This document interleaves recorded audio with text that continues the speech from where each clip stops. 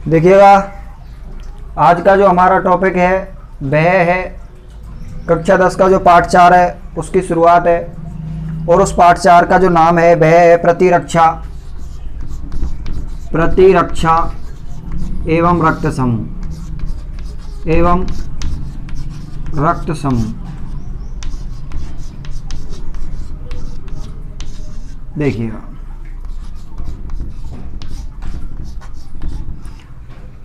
कक्षा 10 का पाठ 4 जो है प्रतिरक्षा एवं रक्त समूह, इसके बारे में हमको जानना है। तो सबसे पहले हम आपके लिए कुछ व्यवहारिक बातें बता देते हैं कि जो हमारा शरीर होता है, जो शरीर है वह रोजाना दिन प्रतिदिन विभिन्न रोग कारक जो होते हैं उनके संपर्क में आता रहता है। और संपर्क में आने के कारण हमारे शरीर में छोटे मोटे जो रोग हैं वो हो भी जाते हैं, जैसे जुखाम है, सर्दी है, मौसम में परिवर्तन के कारण एवं विभिन्न कारणों से हमारे शरीर को विभिन्न प्रकार के रोग हो जाते हैं। लेकिन एक स्थिति ऐसी भी आती है कि हमारे शरीर के जो शरीर होता है उस शरीर से विभिन्न प्रकार के जो रोग कारक होते हैं वो संपर्क में आते हैं, लेकिन फिर भी हम रोगी नहीं होते हैं, फिर भी हम रोगी नहीं बनते हैं। तो इसका कारण क्या है? इसका कारण है प्रतिरक्षा, यानी हमारे शरीर में एक प्रतिरक्षा तंत्र होता है। प्रतिरक्षा तंत्र का मतलब है वह हमारे शरीर की रक्षा करता है, हमारे शरीर को रोगों से लड़ने की क्षमता देता है। तो हमारा शरीर प्रत्येक दिन अनेक रोगाणु एवं रोग कारकों के संपर्क में रहने के बाद भी वह स्वस्थ बना रहता है। इसके लिए हमारे शरीर में एक शरीर में तंत्र कार्य करता है, वह होता है प्रतिरक्षा तंत्र। तो आपके समझ में आएगा। और ये जो रोगों को, यानी हम ये कह सकते हैं वह रोग कारकों से कितना लड़ सकता है, वह उनका सामना कितना कर सकता है, यह क्षमता हमारी कहलाती है रोग प्रतिरोधक क्षमता। रोग प्रतिरोधक क्षमता जिस व्यक्ति की या जिन शरीरों की, जिन बॉडी की जो हम ये कह सकते हैं ह्यूमन इम्यूनिटी, यानी जो शरीर की इम्यूनिटी है, प्रतिरक्षा है, वो अच्छी होती है, तो वो रोग प्रतिरोधक क्षमता जिनकी अच्छी होती है उनके लिए रोग अत्यधिक नहीं होते हैं। अब देखिएगा, हम इसके बारे में जानेंगे कि जो रोग प्रतिरोधक क्षमता है और प्रतिरक्षा है, प्रतिरक्षा में हमें प्रतिरक्षी की जो संरचना है उसके बारे में जानेंगे। तो इसमें हमको इस तरह से आगे पढ़ना है। अब देखिएगा, मैं ये कह सकता हूं कि हमारे शरीर में ऐसे कौन कौन से अंग हैं और कौन कौन से तंत्र हैं जो हमारे शरीर को रोगों से लड़ने में सहायता करते हैं। तो हम ये कह सकते हैं कि जो रोग हैं उनके अनुमूलन के लिए हमारे शरीर में कौन कौन से अंग कार्य करते हैं। अनुमूलन का मतलब है जो रोग हैं वो नहीं हो, तो इसलिए हमारे शरीर में विभिन्न प्रकार के जो अंग हैं वह कार्य करते हैं। तो देखिएगा, जो अंग हैं जिनमें मैं आपके लिए उदाहरण दे देता हूं, जैसे हमारी लसिका पर्व है, लसिका पर्व, यकृत है, लसिका पर्व है, अस्थि मज्जा है जिसमें रक्त का निर्माण होता है, इस तरह से अस्थि मज्जा है, विभिन्न कोशिकाएं हैं, विभिन्न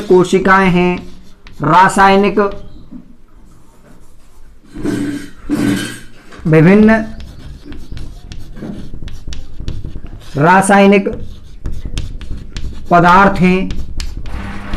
अब देखिएगा, ये अंग हैं, जैसे लसिका पर्व है, यकृत है, अस्थि मज्जा है, केशिकाएं, विभिन्न केशिकाएं, ये सभी हमारे शरीर की रोगों से लड़ने में सहायता करती हैं। अस्थि मज्जा है, रक्त है, इस रक्त में विभिन्न प्रकार की कोशिकाएं पाई जाती हैं जो हमारे शरीर को रोगी ना हो, रोगों के अनुमूलन के लिए, यानी रोग है उसका अनुमूलन हो, शरीर रोगी ना हो, इसलिए विभिन्न प्रकार के जो अंग हैं वह कार्य करते हैं। अब देखिएगा, हमने अब तक क्या जाना कि यदि कोई भी व्यक्ति रोग प्रतिरोधक क्षमता यदि उसकी अच्छी है तो वह रोगी नहीं होगा। यदि कोई व्यक्ति है वो रोगी अत्यधिक हो रहा है तो इसका मतलब है कि उसकी रोग प्रतिरोधक क्षमता कम है। हमारे शरीर जो होता है उसका रोजाना विभिन्न प्रकार के रोग कारकों के संपर्क में रहता है हमारा शरीर, और रहने के कारण भी वह बीमार नहीं होता है और बीमारी से दूर बना रहता है। उसकी शरीर की ये जो क्षमता होती है ये रोग प्रतिरोधक क्षमता कहलाती है। और ये रोग प्रतिरोधक क्षमता जो होती है ना, ये हमारे शरीर में जन्मजात भी होती है एवं कुछ जन्मजात के साथ साथ जब हमारा जन्म हो जाता है तो उसके बाद प्राकृतिक रूप से एवं कृत्रिम रूप से, दोनों रूप से हमें ये रोग प्रतिरोधक क्षमताएं मिलती हैं। और रोग प्रतिरोधक क्षमताओं अर्थात प्रतिरक्षा रोग प्रतिरोधक क्षमता को बढ़ाने के लिए जो तंत्र कार्य करता है उसका अध्ययन हम करेंगे, जिसमें अध्ययन करेंगे। और इसमें साथ में ऐसे अभी अंग हैं जो हमें रोगों से लड़ने के लिए सहायता करते हैं। तो जैसे मैं आपके लिए बता देता हूँ, लसिका पर्व है, यकृत है ना। यकृत क्या है? यकृत पित्तरस छोड़ता है, जिससे भोजन है उस भोजन में आने वाले हानिकारक जो यदि रोग कारक यदि भोजन के माध्यम से हमारे शरीर में प्रवेश कर जाते हैं तो आमाशय में और यकृत से छोड़े जाने वाला जो पित्तरस है उससे वो खत्म हो जाते हैं। और खत्म होने से इस तरह से ये अंग हैं, ये अस्थि मज्जा है। रक्त में यदि कोई रोग कारक चला जाता है तो उसमें रक्त में पाई जाने वाली विभिन्न WBC जो कोशिकाएं होती हैं उनके जो प्रकार होते हैं, लिम्फोसाइट, मोनोसाइट, इस तरह से जो ये होते हैं ये रोग कारक को नष्ट करने का कार्य करते हैं। अब देखिएगा आगे, अब मैं आपके लिए बता देता हूं कि जो हमारा शरीर होता है या शरीर में दो प्रकार की प्रतिरक्षा विधियां पाई जाती हैं। यानी शरीर में देखिएगा, शरीर में दो प्रकार की प्रतिरक्षा, हमारे लिए प्रश्न आ सकता है कि हमारे शरीर में कितने प्रकार की प्रतिरक्षा विधि पाई जाती है, विधि पाई जाती है, इस तरह से विधियां। तो देखिएगा हमारे शरीर में दो प्रकार की प्रतिरक्षा विधियां पाई जाती हैं। तो जिसमें सबसे पहली जो है भय होती है स्वाभाविक, स्वाभाविक स्वाभाविक प्रतिरक्षा, प्रतिरक्षा विधि। उसके बाद जो दूसरी होती है, जो दूसरी होती है भय होती है उपार्जित,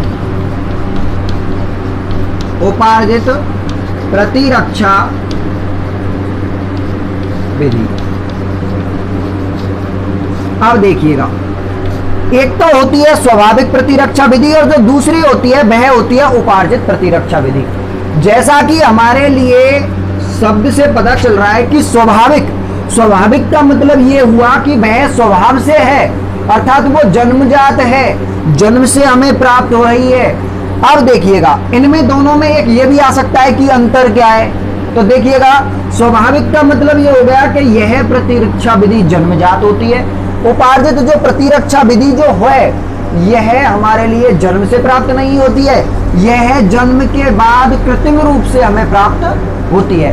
अब देखिएगा साथ में ही स्वाभाविक प्रतिरक्षा जो विधि है, स्वाभाविक प्रतिरक्षा जो विधि है उसकी जो कार्य करने की विधि, कार्य करने का प्रोसेस होता है, यानी कार्य करने का हम ये कह सकते हैं जो ढंग होता है वो एक समान होता है। तो देखिएगा मैं आपके लिए दो विशेषताएं इनकी बता देता हूं कि ये लगभग जन्मजात होती है, जन्मजात, समझे नहीं, जन्म से प्राप्त होते हैं। ये जन्म के बाद या कृत्रिम रूप से उपार्जित, यानी हमारे शरीर को ये उपार्जित करनी पड़ती है, वे किसी भी माध्यम से करें वो, तो ये उपार्जित की जाती है, उपार्जित प्रतिरक्षा है ये, उपार्जित प्रतिरक्षा विधि है। तो इसलिए ये उपार्जित प्रतिरक्षा विधि की मैं हमें कह सकता हूं कि उपार्जित विधि है। साथ में देखिएगा दूसरा, जो जन्मजात होती है इनका कार्य करने का जो ढंग है, कार्य का प्रोसेस है, कार्य करने का प्रोसेस है, जो कार्य करने का जो प्रोसेस है यह एक समान होता है या एक जैसा या एक समान होता है, समझे या नहीं, एक समान होता है। जबकि इसका जो कार्य करने का ढंग होता है वो एक जैसा नहीं होता है, अर्थात अलग अलग प्रकार से होता है। या फिर उसका जो हम ये कह सकते हैं कि ये रोगों को, जो रोग कारक होंगे उनको नष्ट करने का जो तरीका है वो अलग अलग होता है। तो आपके समझ में आया होगा स्वाभाविक प्रतिरक्षा विधि और उपार्जित हमारे लिए आए कि हमारे शरीर में कितने प्रकार की प्रतिरक्षा विधि कार्य करती है, तो हमारे शरीर में 2 प्रकार की प्रतिरक्षा विधि कार्य करती हैं, जिनमें एक तो स्वाभाविक होगा और दूसरा होगा उपार्जित। स्वाभाविक जन्मजात होती हैं, ये जन्म के बाद हमारे द्वारा संश्लेषित अर्थात किसी भी रासायनिक पदार्थ हमारे शरीर में प्रविष्ट कराए जाएं या किसी भी तरह से हमको उपार्जित करनी होती हैं। इनका जो ढंग है वह, उनका जो कार्य करने का प्रोसेस है वो एक प्रकार का होता है, इनका कार्य करने का जो प्रोसेस होता है वो अलग अलग होता है। ये आपके समझ में आया होगा। अब देखिएगा कि जो स्वाभाविक प्रतिरक्षा विधि है, स्वाभाविक प्रतिरक्षा विधि जो है उसमें हम ये कह सकते हैं कि विभिन्न कारक जो होते हैं वो सहायता करते हैं, विभिन्न कारक सहायता करते हैं। अब जो ये कारक हैं इनमें सबसे पहला जो कारक है भौतिक अवरोधक, यानी स्वाभाविक जो प्रतिरक्षा विधि है ना, हमारे शरीर में स्वाभाविक जो प्रतिरक्षा विधि है इनमें जो कारक सहायक हैं, कारक सहायक होते हैं। अब देखिएगा सहायक हम ये कह सकते हैं कौन कौन से, तो सबसे पहला कारक है इसमें भौतिक। सबसे पहला जो कारक है वो कौन सा है? भौतिक कारक, भौतिक कारक। दूसरा है रासायनिक, भौतिक हो गया, रासायनिक कारक। कोशिका अवरोधक, इन कारकों को हम ये भी कह सकते हैं अवरोधक, अवरोधक, क्योंकि ये रोगों से हमारी क्या करते हैं? रक्षा करते हैं। ये रोगों के रोग कारकों को अवरुद्ध करते हैं शरीर में जाने से, तो कोशिका अवरोधक। और साथ में जो चौथा होता है ज्वर, ज्वर और सूजन, ये आ गया पहला, दूसरा, तीसरा। अब देखिएगा हमने आपके लिए बताया कि स्वाभाविक जो प्रतिरक्षा विधि होती है ना उसमें 4 कारक होते हैं। इन 4 कारकों में सबसे पहला भौतिक अवरोधक, दूसरा रासायनिक अवरोधक, तीसरा कोशिका अवरोधक और चौथा है ज्वर एवं सूजन।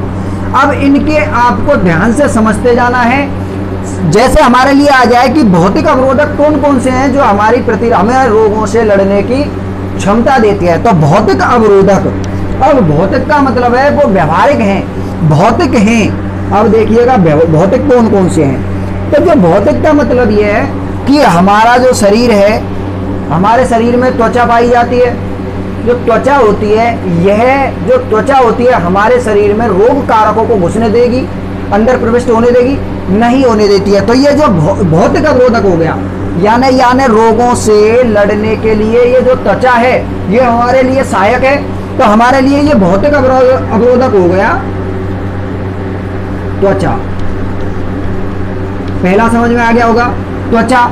इसी तरह से मैं ये कह सकता हूं कि त्वचा के साथ नासिका छिद्रों में पाए जाने वाले बाल, नासिका छिद्रों में पाए जाने वाले जो बाल है, तो मैं ये कह सकता हूं नासिका रोम।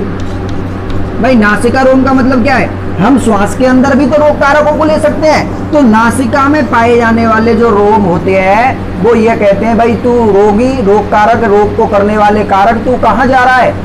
भाई रोम है जो उसको छान करके, तो ये भौतिक कारक हो गया। इसी तरह जो त्वचा है उसके साथ हम ये कह सकते हैं कि अन्य जैसे अंग और अनेक श्लेष्मा, उपकला है ना, इस तरह से जो श्लेष्मा है, उपकला है, कासाब में है, कासाब जो है, इस तरह से अनेक अंग ऐसे पाए जाते हैं, ऐसे अनेक अंग पाए जाते हैं, जो अंग अनेक अंग ऐसे पाए जाते हैं जो कि हमारे लिए क्या है? भौतिक अवरोधक का कार्य करते हैं। जैसे यदि हम ये कह सकते हैं श्लेष्माएं हमारी जो, तो अगर कहीं भी कोई भी उंगली है कट जाती है तो ऐसे रासायनिक पदार्थ निकलते हैं जो हमारे रोगों से उनको बचाते हैं। तो देखिएगा नासिका रोम है, त्वचा है, कासाब और उपकला, कुछ ऊतक भी होते हैं, अंग हैं। अब देखिएगा रासायनिक अवरोधक, तो ऐसे रासायनिक पदार्थ भी होते हैं। जैसे मैंने कहा रासायनिक पदार्थ कौन से होते हैं? रासायनिक पदार्थों में मैंने कहा जैसे पसीना, जब हमारे शरीर से पसीना निकलता है तो पसीना के साथ कुछ ऐसे रासायनिक पदार्थ निकलते हैं जिसके कारण त्वचा पर रोग कारक बैठ ही नहीं पाते हैं या फिर वहां नष्ट हो जाते हैं, तो ये भी हमारी रोग प्रतिरोधक क्षमता को बढ़ा रहे हैं। साथ में अश्रु, जो अश्रु होते हैं अर्थात आंखों से निकलने वाले जो आंसू होते हैं, यह क्या करते हैं, ये हमारे लिए जो रोग कारक होते हैं इनको दूर करते हैं, अर्थात रोग कारकों को नष्ट करते हैं। एक आपने देखा होगा, यदि भोजन के साथ कोई रोग कारक जाता है तो उसके लिए जो रासायनिक अवरोधक होता है वो लार होता है, और जो लार होता है उसमें टॉयलिन, एमाइलेज, इस प्रकार के जो होते हैं एंजाइम पाए जाते हैं। ये एंजाइम हानिकारक जीवों को नष्ट कर देते हैं, ऐसा हम पिछले पाठ में पढ़ चुके हैं। अब इसी तरह से देखिएगा कोशिका अवरोधक। कोशिका अवरोधक क्या होते हैं? कोशिका अवरोधक में मैं आपके लिए बता देता हूं कि रक्त में पाई जाने वाली जो WBC होती हैं उनमें मोनोसाइट है ना, और लिम्फोसाइट, इस प्रकार की जो कोशिकाएं होती हैं ना, ये क्या करती हैं, रोग कारकों का भक्षण कर जाती हैं, उनको नष्ट करने का कार्य करती हैं, उनको नष्ट कर देती हैं। तो हम ये कह सकते हैं ये कोशिका अवरोधक हो गए। अब देखिएगा ज्वर और सूजन। यदि किसी व्यक्ति के शरीर में कोई ऐसा रोग कारक प्रवेश कर जाता है कि वह उसके तापमान को बढ़ा देता है, वह उसका तापमान बढ़ा देता है, तो तापमान बढ़ना भी, भाई तापमान यदि बढ़ जाता है तो हमारे लिए हम क्या समझते हैं कि हम बीमार हैं। तो हमारे लिए बीमार होने से एक प्रकार की ये व्यवहारिक क्या हो गया, स्वाभाविक प्रतिरक्षा है। अब देखिएगा त्वचा, नासिका रोम, पसीना, अश्रु, लार, ये हमें कहीं कृत्रिम रूप से प्राप्त हुए क्या, उपार्जित किए गए क्या? नहीं। तो हम ये कह सकते हैं कि जो स्वाभाविक प्रतिरक्षा विधि है, और जो त्वचा है वो भी रोग कारकों को नष्ट करने का कार्य कर रही है। पसीना है, पसीना में पाए जाने वाला रासायनिक पदार्थ भी रोग कारकों को नष्ट कर रहा है। तो एक प्रकार से एक ही तरह ढंग है इनको रोग कारकों को नष्ट करने का।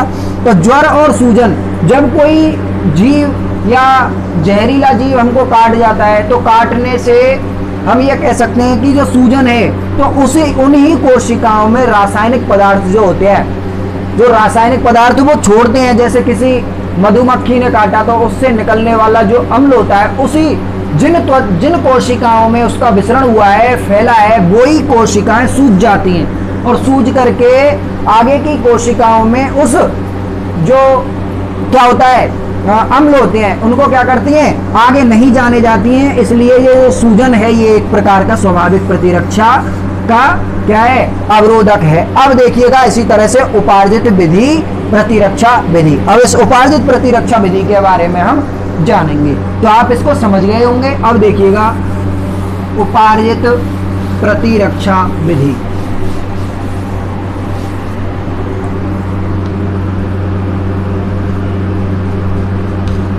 उपार्जित प्रतिरक्षा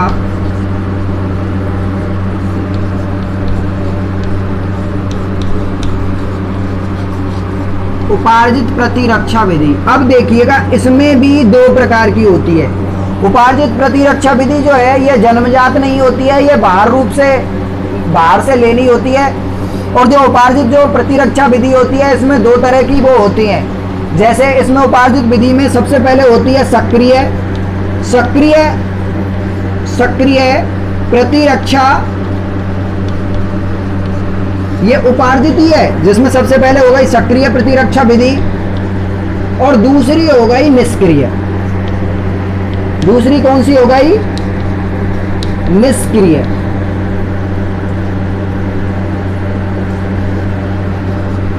निष्क्रिय प्रतिरक्षा विधि। तो देखिएगा सक्रिय प्रतिरक्षा विधि क्या होती है, दोनों के बारे में हम जान लेते हैं। तो सक्रिय प्रतिरक्षा विधि क्या होती है कि जब हमारे शरीर में कोई रोग कारक प्रवेश करता है, प्रविष्ट होता है, तो ये जो सक्रिय प्रतिरक्षा विधि होती है यह उस रोग कारक को, यानी हम ये कह सकते हैं जो रोग कारक होता है ना उसको पहचानती है, और पहचानने के बाद हम ये कह सकते हैं प्रतिजन के विरुद्ध, यानी जो रोग कारक होता है ना उसको हम अपनी विज्ञान की भाषा में प्रतिजन कहते हैं। जो रोग कारक है, मैंने अब तक इसको रोग कारक कहा है, क्यों? क्योंकि मैं जब आगे बताऊंगा तो इसको ये कहूंगा कि रोग कारक जो होते हैं ना वही प्रतिजन होते हैं। तो जो सक्रिय प्रतिरक्षा विधि होती है, जब हमारे शरीर में कोई रोग कारक प्रवेश करता है तो उसको पहचानती है, और पहचान करके उसको मारने के लिए, उसको निष्क्रिय करने के लिए, चाहे वो किसी भी एंजाइम का निर्माण करे, चाहे वो किसी भी, यानी हम ये कह सकते हैं कि रोग कारक के अंदर जाने के बाद एक्टिव होती है, ये सक्रिय प्रतिरक्षा विधि कहलाती है। इसीलिए जैसे माना कि कोई भी रोग प्रतिरोधक, रोग करने वाला जो कारक है वो शरीर में प्रविष्ट हो जाता है, तो उसको पहचान करके और फिर ऐसे एंजाइमों का निर्माण करती है जिससे कि वो निष्क्रिय हो जाएं। तो हम ये कह सकते हैं कि इस विधि में जो ये विधि होती है, इस विधि में प्रतिरक्षा में, यानी प्रतिरक्षा जिसमें प्रतिजन के विरुद्ध स्वयं प्रतिरक्षियों का निर्माण होता है, यह प्रतिरक्षा केवल उस विशिष्ट प्रतिजन के लिए होती है जिसमें प्रतिरक्षियों का निर्माण होता है। यानी उसी प्रतिजन के लिए होती है ये जिसमें प्रतिरक्षी का निर्माण हो सकता है। लेकिन ऐसे रोग कारक जिनमें प्रतिरक्षियों का निर्माण नहीं हो सकता, जिनके विरुद्ध प्रतिरक्षियों का निर्माण शरीर नहीं कर सकता, उनके लिए यह क्रियाविधि जो है वो अच्छी नहीं है। अब देखिएगा निष्क्रिय। अब निष्क्रिय से आपको पता चल रहा है कि वो निष्क्रिय है, अर्थात निष्क्रिय का मतलब है कि ये प्रतिरक्षा जो विधि है सक्रिय वाली, ये तो रोग कारक को आते ही पहचानने का कार्य करती है और प्रतिरक्षी का निर्माण करती है और उसको निष्क्रिय कर देती है।